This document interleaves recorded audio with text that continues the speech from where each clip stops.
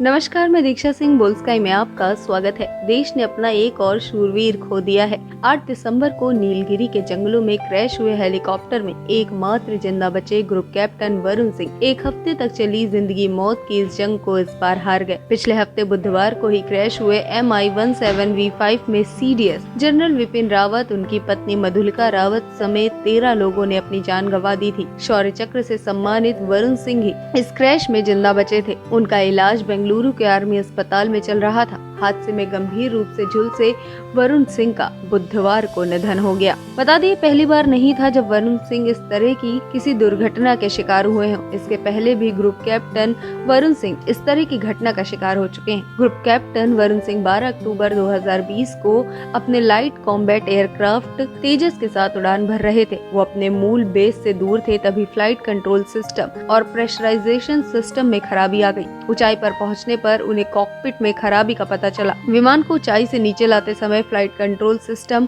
पूरी तरह से ठप हो गया, जिससे उनका विमान से नियंत्रण पूरी तरह से खत्म हो गया। ये ऐसी खराबी थी जो पहले कभी नहीं हुई। FCS में खराबी आने से विमान तेजी से नीचे आ गया, जबकि सामान्य हालत में ऐसा नहीं होता। ऐसे हालात में वरुण सिंह ने संयम नहीं खोया और दोबारा कंट्रोल पा लिया, मगर 10,000 फीट की ऊंचाई पर पहुंचते ही विमान का फ्लाइट कंट्रोल सिस्टम फिर से बंद हो गया और विमान दोबारा कंट्रोल से बाहर हो गया। वरुण सिंह के सामने जैसे हालात थे, उस स्थिति में पायलट अपनी जान बचाने के लिए विमान से कूद जाते हैं, लेकिन वरुण ने ऐसा नहीं किया। उन्होंने अपनी जिंदगी को दांव पर लगाकर उस संकट का सामना किया। उन्होंने लड़ाकू विमान को सुरक्षित रूप से उतारने के लिए अपनी जान की भी परवाह नहीं की और एयरक्राफ्ट को सफलतापूर्वक लैंड कराया। उनकी एक सूझबूझ का फायदा यह हुआ कि सेना को स्वदेशी रूप से डिजाइन किए गए लड़ाकू विमान में अचानक आई खराबी की जांच करने के लिए और उस पर रिसर्च करने का मौका मिल गया। इस तरह के कौशल से उन्होंने न केवल एक LCA के नुकसान को टाला, बल्कि सरकारी संपत्ति और जमीन पर भरी आबादी की भी रक्षा की थी।